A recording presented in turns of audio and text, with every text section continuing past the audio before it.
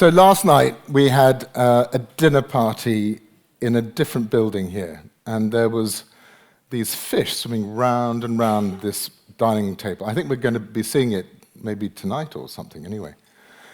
What an extraordinary place. And what we were feeling in the room as we were eating, I think we had about 15 courses. And by the time we got to, we'd had a fish course, we'd had a ceviche, and then we had steak, anyway, fantastic meal. But what we felt was the energy in the room, surrounded by these fish swimming round and round and round. But a few of the fish were going against the flow. And I think a lot of us probably feel like that. We're swimming against the flow, and it sort of feels a little bit unstoppable, but we are swimming against the flow, and we can probably do something about it. And when I say it, I mean we can do collectively something about our planet. This is, I'm going to go through, my slides are going to be about, a little bit about Knepp, a little bit about what we have done. I guess I must start, so I'm not a farmer. I used to be a farmer. I have moved over to the production of life. So I'm not saying that this is an answer to farming at all, what I'm going to tell you, but that's a little bit about Knepp. Then I'm going to move on a little bit about how that's affected what I do in my life, in terms of I'm going to show you some projects that have been spurred by the Knepp project. I'm going to go into a bit of finances. I feel that there needs to be a little bit of background to why I've done it and the importance of why it's made sense for me as a private individual to do that. I'm going to also then talk about some of the companies that I'm involved in delivering on nature and working out with you all about how that might work in the future. But this first scene is really something that, this is 30 kilometers outside of Rotterdam, one of the biggest cities in Europe, in Holland. And it's a scene that really struck me. I was filming there, and what I saw was all these little pleasure crafts going past, little boats. And they were ignoring this scene. Now, in my country, in England, this scene is impossible. These are considered to be a dangerous wild animal, and it's part of a 76 Act stopping us having these animals in our landscapes. So we can't even have these animals in our landscapes in England. But here, in this very intensely managed landscape in Holland, you have these pleasure crafts completely ignoring the scene. Knepp is in England, so I'm going to talk about England very much, because we now apparently split away from Scotland and Wales, and we're now a devolved nation, and England is where I live. This is Knepp. It's 1,400 hectares, 3,500 acres, in the heart of the Weald. And the Weald is a clay mass, this huge expanse of clay. That's the land holding. It's split into 3 blocks of land. You can see a northern block, a middle block, and a southern block. Very imaginative in those days, but it's stuck. And this land is grade 3, grade 4 agricultural land, so very poor agricultural land. My dad is there, and his 2 sisters, and my uncle. Between the war, the First World War and the Second World War, this is the sort of land that then reverted to scrub. It was abandoned. Farming stopped, ceased, and scrubland then started to form. And this is them witnessing the dig for victory, turning this land back into productive land. This is the Canadian Army in front of our house, and this is a winter wheat field that had been planted in a listed park. So these listed old English parks with their wonderful old veteran trees. We were being paid in the war £60 a tree removed to make these parks more open and to start growing wheat in them. So these old veteran trees that would have dotted around England, there was a big push to get them out of the way so we could then make it more productive. And that was the very beginning, really, of subsidies, and after the war we were then getting paid guaranteed prices for our commodities. And that was the beginning of the grant aid that we now still experience in Europe. I did 17 years of farming on this estate. I took over age 21, and 22, I took over the farming operation. This is my daughter, Nancy, who has just done her DPhil, her PhD at Oxford, and this is us sitting on the top of a pile of wheat. And it was enormously exciting when the years went well, but mostly it was always losing money, and you're only propped up by the fact that you were getting subsidies from taxpayers. The top line is the average wheat yield for Britain. And the green line, I must change the colors, they're too close together for the colorblind people. The bottom line is the average wheat yields for us at Knepp. So what I'm showing you there, that we're 2 ton light of the average in our country. This land is very difficult farming land. It's not because I was a poor farmer, it was just very difficult land. Now that 8.7 tons a hectare is below what you can make money from farming without subsidies. So the average farmer in the UK is making less money than actually is sustainable as a business enterprise. We were also into dairy, so we had a lot of cows, 360 cows. We had a lot of milk being produced, about 3.2 million litres, and that was in this free dive. We went into an era where it was thought to be a market-led era, and milk prices collapsed, and with that the profitability of milk went down. So what I was faced with in 2000 was a farming business that was failing. So it was failing financially, and it was propped up by subsidies. And then I started to think again, what are we going to do? How are we going to change this to a sustainable system? At the time, Franz Vera had just published his paper, his work in English, and that came out in 2000. And this was a story that I could recognize. I could recognize it because I'd partly grown up in Africa and partly grown up in Australia. My father was farming tobacco in Africa, and then he went to Australia to farm cattle. So I could recognize some of the things that Franz was talking about in the grazing ecology and forest history, and it became something of real interest to us as a nation. So there was a lot of academics in England saying, what is this guy? What's he talking about?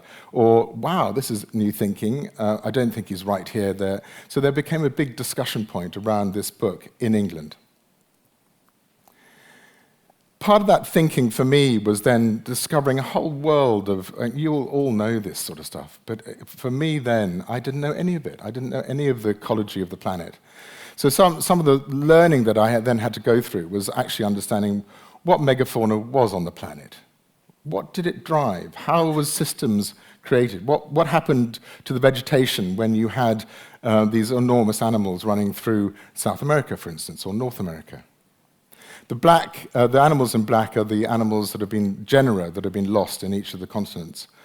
So quite an interesting sort of idea of man came out of Africa, spread around the planet, and destroyed ecosystems, or megafauna anyway. The other bit of the thinking was, where are we now? What is our take on the planet? And you've got this lovely schematic. You've got 11,000 years ago, you've got wild animals and people, and then you've got, just look at the cats and dogs, the pets. This is the weight of animals. This is excluding marine. Also, the thinking was, there's browsers and there's grazers. And this is what we were seeing in Africa, what I was growing up with in Africa and in Australia. This idea that we can start to think about the actual complexity of all these ecosystems and think about the browsing animals and the grazing animals. Also, I was thinking about having to learn about what was locally missing, what had gone extinct in our country, in our region. And that's lovely, because you can go along to these little museums, local museums, and you'll find a skeleton that had been dug out of something somewhere, and you go, wow, there was auroch here. You know, all of that bit was a lovely discovery of what was missing and what the ecosystem needed again. So the choices that we had for our project, our little 1,400 hectares in this little rewilding project in southern England, was these. So we were thinking about, okay, well, let's bring back some of these animals. But we haven't obviously got the wild horses of Europe. We haven't got the wild cattle of Europe. They all are dead, extinct. But we have proxies of those animals. In our country, we can't have the wild boar, we can't have the elk, and we can't have the viscount. All part of the Dangerous Wild Animals Act. All considered to be too dangerous for people and those animals to be present in the landscape. So we were allowed to have a few animals that could be considered to be proxies. And we chose the Tamworth, and we chose the Exmoor, and we chose. This is the pictures of a rabbit. That's about all we had left. We had these animals that we could choose to bring back to drive systems, to become part of a new forward-thinking ecology that we would rebuild. Not thinking about the past anymore, but having referenced that past and thinking about what it actually meant, what we could do, and what they might be able to do for us. So we've got the Exmoor ponies. We have about 60 of those roaming around. Single stomach, different teeth on the top, nippers, biters, whatever. Free roaming. These are all free roaming in the area. We have the red deer, the fallow deer. We have the roe deer, so we have 3 species of deer. We have the longhorn cattle, which are the proxy of the auroch. So that's the biggest in terms of biomass on the property. And then you have these Tamworth pigs, these ginger pigs. This is the oldest de-domesticated animal we have. They are one of our oldest domesticated pigs, and they've been in the system for about 2,000 years. And they're a rare endangered pig. So we went from this arable farm to this complex scrub, and all we did is we came out of agriculture slowly over a 6-year period, and we allowed whatever to colonize. So you left your stubble in the ground, you harvested, left your stubble, and then let it all just happen. We spent about, on some of these areas, we were out of agriculture before the big animals came for 9 years. Some of these areas were only 4 years, some of them only for 3 years. So we came out over a staggered period of time out of farming, and then we allowed that natural colonization to happen. So this landscape now is being completely transformed, and a lot of people come and they say, it looks like Africa. If you've been to Africa, it looks a little bit like Africa.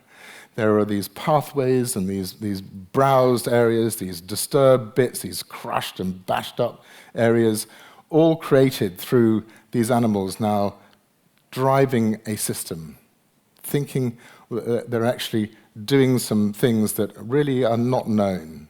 And that collective has meant that this has now become one of the greatest places to come and visit birds. So you've got the highest density of breeding songbirds in Britain on this scrubland now. Also, we've got a whole lot of birds that are coming on migration and feeding up before heading off back to Africa. So this guy sitting in the middle here, Tony, he's got some tourists here, and he's got his team of ringers, and they've been ringing birds. They've been putting up mist nets and catching birds, and then ringing those birds and then releasing them. And he caught, and he's been doing it for about 30 years, this guy, and he caught more of the white-throat and the black cap, these 2 African migrants, in 2.5 weeks than he had in 30 years. It's an extraordinary number, just needing this scrubland to feed up before then heading back to Africa. We're also working with a whole lot of universities, and we're looking at the moment, it's mostly about carbon. So we're doing destructive sampling, which I'll talk a little bit more about. We've got flux towers, drone. Anyway, that's the list. And all of that work is then being fed into what we hope will be a major report, and that report will then show what both nature and carbon is doing on a temperate zone bit of landscape in southern England. This is my daughter Nancy's DPhil. She's had a couple of papers from her DPhil published, and she was finding 4 times as much carbon in this scrubland than previously thought. So really quite important stuff is coming out of the carbon story, and I'll cycle round back to that to talk about future funding and how we might fund projects. We put together a report. Government spent the money. It wasn't us. We did 1,100 core samples. This is the method we were using, down to a meter deep. We were then looking at the carbon at depth and all the way up to the surface, and we then came up with this figure of 5.2 tons of CO2 equivalents per hectare per year being sequestered in our system. And that's going to be added to with the flux tower data and also Nancy's data. But on a baseline, that is a really quite important figure, because in temperate zone Europe, that rate of sequestration is more than you'd expect from planting trees in a plantation model. And then you also get the 400% increase in biodiversity. So that marriage between carbon and biodiversity is quite an interesting one to unpack and think about. All of this data, we have a foundation called the Knepp Wildland Foundation, and 20 years of all the research that has been going on Knepp, we've been going 25 years, is coming together in a website which will have the raw data, it'll have the reports from the raw data, and it will have stories that will be created around that wild data. What does it mean? What is this data telling us? What are the ideas from what we've learned? But just a few headlines. So this is from 2007, so 7 years into the project. The abundance score has rocketed. The richness index has also rocketed. So this is a really powerful, lovely, hopeful story of recovery using a very basic model of animals back in a landscape and just letting go. We've got to remember, I guess, that this is on one of the most populated bits of the planet in Europe. It's one of the areas which value of land is very high. 25,000 euros a hectare is the sort of thing that you will be expecting to pay for this sort of land. So you can't have, it's difficult in terms of doing this in where we are. It's not the big scale we've been hearing about and going to be hearing about. So one of the things that we then have taken, this idea of Knepp and its biodiversity and its carbon, is how are we going to find the missing gap? This is a bit of work that Cornell, Nature Conservancy, and the Paulson Institute put together. And they've just updated it. I don't know if you've seen this report. And it sort of varies from 750 to 800 billion missing a year in our world to just hold on to what we have. That's the gap that is missing. So how are we going to find this 800 billion? We then I commissioned Finance Earth to do the same work on England, and they came up with a 6.1 billion funding gap, sorry, UK. So 6.1 billion funding gap just in our own country. We left the economic European Union, and for many, many reasons, it was thought to be the worst decision ever made for our country. We did feel, though, we could probably do something more interesting for nature. And part of that leaving Europe was we would then be able to come up with a plan that actually was long-thinking and important. And part of that plan was derived from a report by Sir John Lawton, Professor Sir John Lawton. And the Lawton report set out a pathway map to change what we were doing in our landscapes. And part of that pathway map was informed by this evidence handbook. Great name. Anyway, the evidence handbook was basically saying that we need 2,000 to 5,000 hectares of nature-led landscapes in all our ecoregions in our country. Now, from this report, then came the 25-year agreement. So we sat around in rooms for 2.5 years discussing how we were going to come up with a 25-year plan for nature and for farming. And this was the evidence that was born to bear on what we're doing and how we're going to do it. That I had to visualize, and I wanted to visualize, and I did this crap drawing, and I sort of tried to, and then I got an artist to do it. So this is Helmer's work, but we then turned it into a cartoon, and it's really interesting. in that we wanted to show people what it is that they were being asked to do. So if you're a farmer, what is all this, these reams of documents, these acres and acres of forest cut down to produce a single document that tells you that this is the new future? And so this is a landscape that we wanted to describe visually and to rebuild our lowland Britain landscape. So I'll just run through that just once more. This is assuming that there's some high nature worth areas in the far corners, rewilded areas. We're wanting to build corridors. We're wanting to have green bridges over our infrastructure that's stopping movement of animals. We're wanting to bring back animals. And it's very sort of European-centric, this, because it's got bison and things. And as I already told you, we can't do that. It's also got these wetlands, so you've got the canalized river systems, it's rebraiding, it's then having your lynx and your beaver back in these systems. Incidentally, beavers are back in Britain. I mean, there's over 3,000 beavers in England alone, and they're beaver bombing everywhere, and they're just moving, from river system to river system. But that's the repainting and the 25-year plan. Taking that sort of thinking, we wanted, with the foundation, to come up with a plan that could, in our region, in our little bit of England, come up with a plan that would involve community. And this is called the Wheel to Waves. If you look at that logo there, that's the Wheel to Waves. This is the Sussex Bay project. And so about 7 or 8 years ago, the fishers in the south coast moved, not physically, they got permission to restrict trawling and dredging 4 kilometers out to sea. A huge move. And we now have this, it's called the Sussex Bay, and we've got this region where there's no more trawling or dredging. And the idea is that the kelp will come back and the fisheries will start to revive and everything will be good. But as we know, as ecologists, without doing something about the runoff, the pollution coming off the land into our coastal waters, they can't recover properly. So let's come up with something that will involve all communities of farmers, landowners, and also gardeners and councils and so on, that will work together and actually reduce pollutants going into your Sussex Bay. So that was the idea.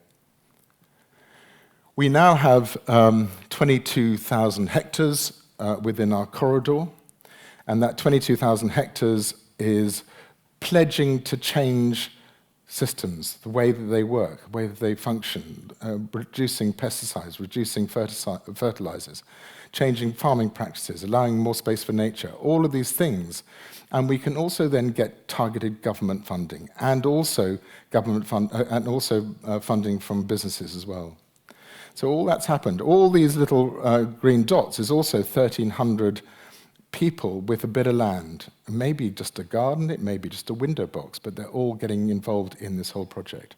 So it's the beginning of some movement, we hope, that will create both a funding stream to target this area, because there's not enough money going around to do it everywhere, but target this area and create something wonderful. Part of that target area is, this is the River Ada, and this runs down to the sea from us at Knepp. And 27 farmers have got together, and we have decided that we were going to come up with a very ambitious project, and this is a visualization for that project. So a braided system from a canalized river is what we're hoping to achieve. And this is with 27 farmers coming together saying, okay, we know that we can't continue to hold back the water with a rising seawater, and we've got to do something about it, and let's do something positive. So this is one of these landscape recovery bids that you may have been hearing about in England. The government has been asked for 54 million. We've now got match funding for half of that again from businesses to then create this very long braided wetland. So just going back to Knepp, we now are an estate that is facing the public. So we decided to go from a rental-based business of 3,500 acres, 1,400 hectares, 235 tenancies, to a outward-facing let's get the public to come and witness what we've done.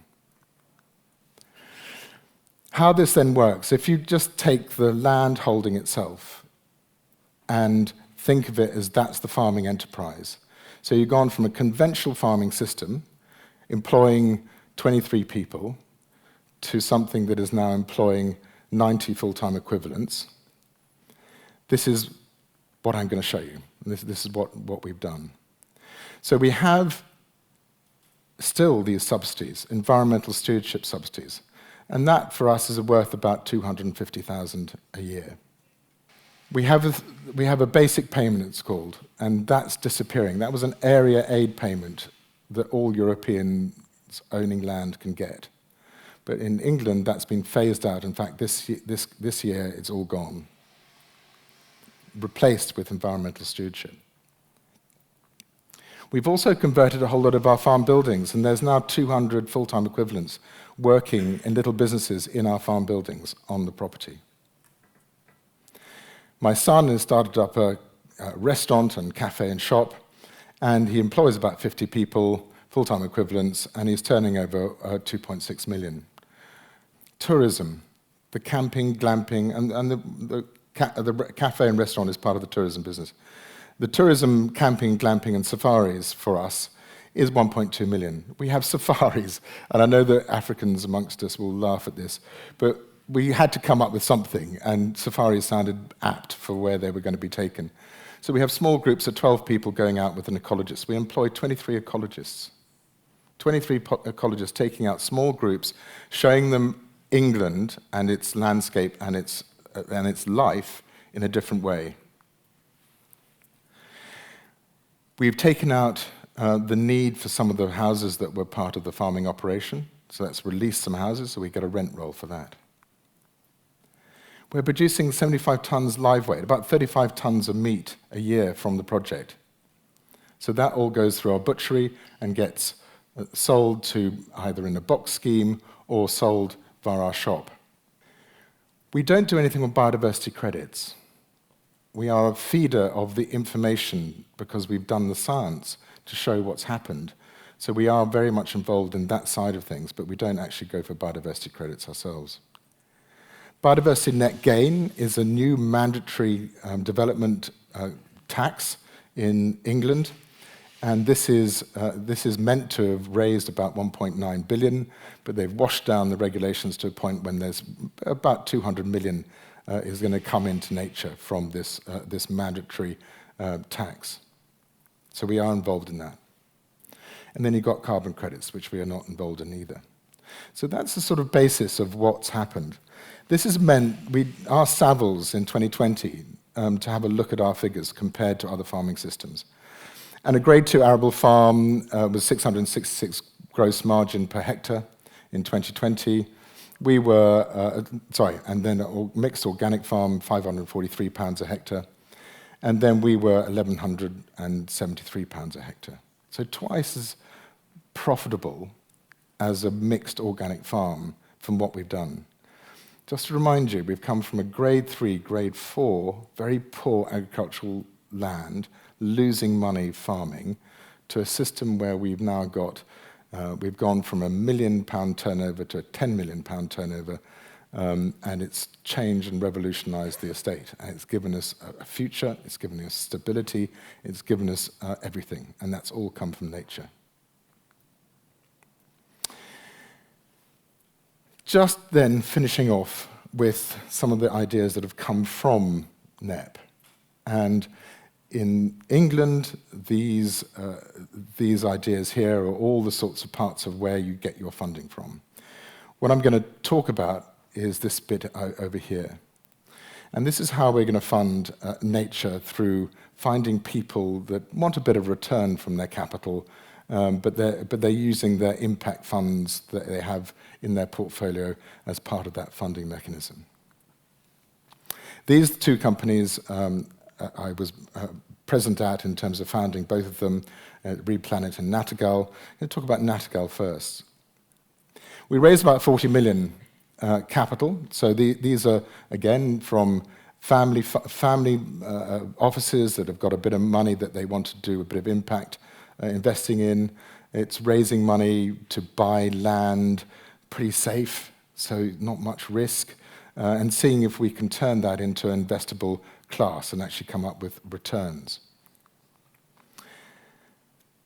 The first property we bought is Boothby, up in this part of England.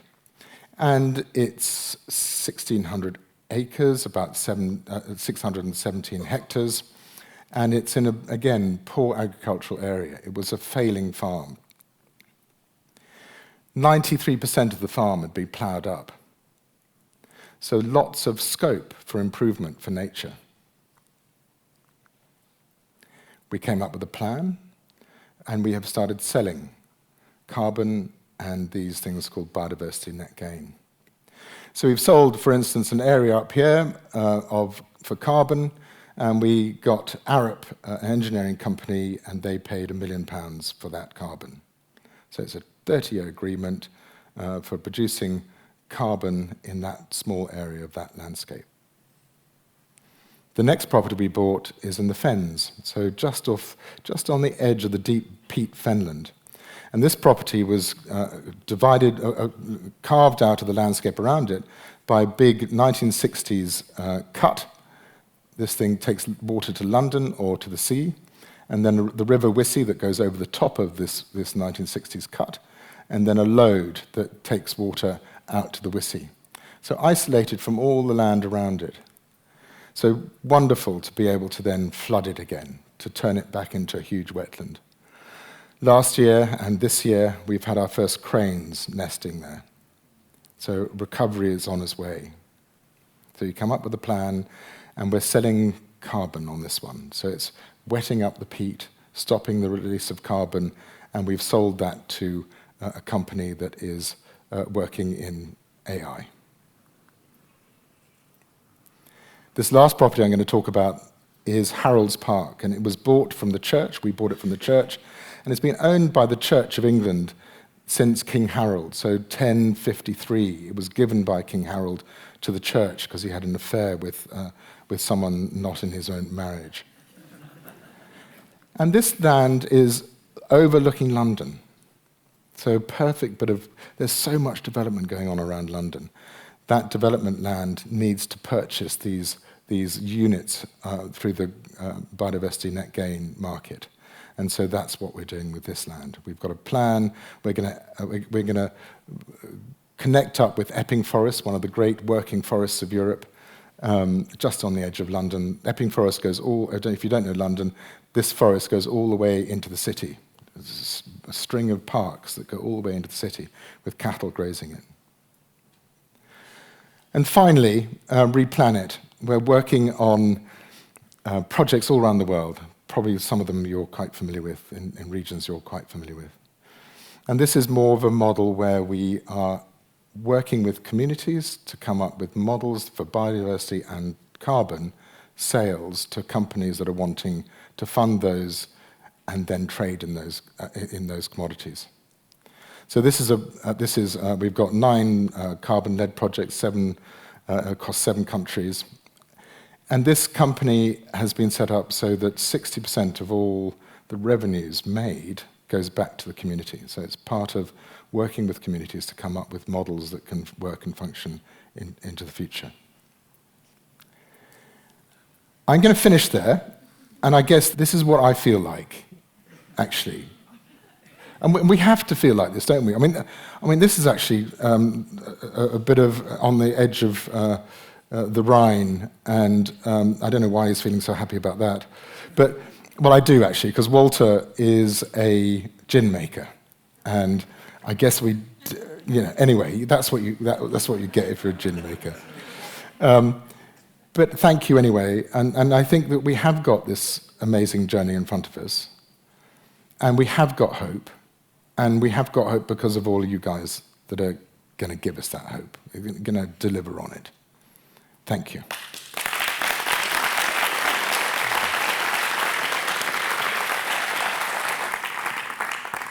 So why don't you share with the people what you have learned? I mean, any lessons that you feel that you have learned through all this process of 3 decades?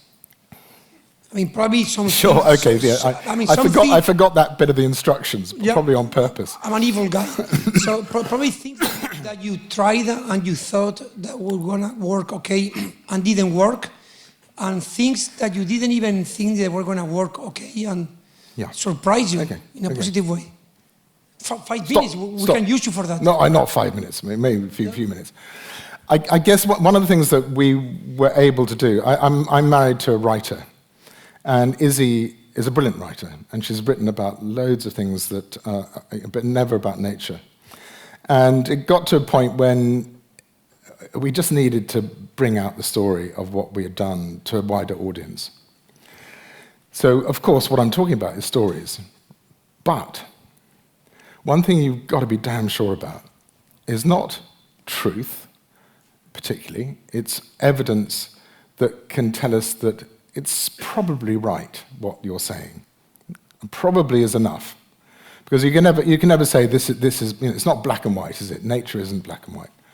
So telling stories from a base of actually learning and listening and understanding and doing the work and doing the studies and the surveys and all the bits and pieces you've got to do to truth what's going on in a landscape, and then coming up with the stories, because then you're freed. You're not bullshitting. You're not telling a whole lot of pack of grey lies. You're telling something that you understand probably is how it works. So I guess for us it was, Izzy brought out her book. It was then a bestseller in English. It's been translated into 14 different languages now. It has been made into a movie, cringing for me and Izzy because we were on screen. So it was the biggest documentary movie to hit the cinemas in England in 2024 or whatever it was. So it has done really well. And so that story, and that story of hope always, it wasn't, that we're so fed up of the gloom and doom, and that's not going to hit home anywhere. So that the stories that are coming up that are really interesting to all of us, and you see it in the Attenborough films the whole time, those little bits that you just didn't know of that animal existed and how it then propagated or lived, or all those bits of really detailed stuff that captures one's imagination, I think for us was really very important. The other thing, I guess, was that we were up against, if you imagine you're in a club, and for me it was a farming landowning club, and then you suddenly go, we're not going to do, it's like going back to those fish swimming around in the restaurant last night, going round and round and round, and a few start to go in the opposite direction. And when you start to swim in the opposite direction, you get hit, and hit hard. And I was talking to Deli a minute ago, and it's that feeling when you get to a point when you are getting traction, and people are starting to listen to you. And starting to get, well, that's a really interesting idea. That gives us a vision of hope. And then you start to get hit by all the people that don't want that to happen. And that's the bit when you just got to go, I don't care. I believe in what I'm doing. I believe this is the right path. Certainly for me, this is my, all of that then has to happen. You cannot let all the naysayers buffet you around.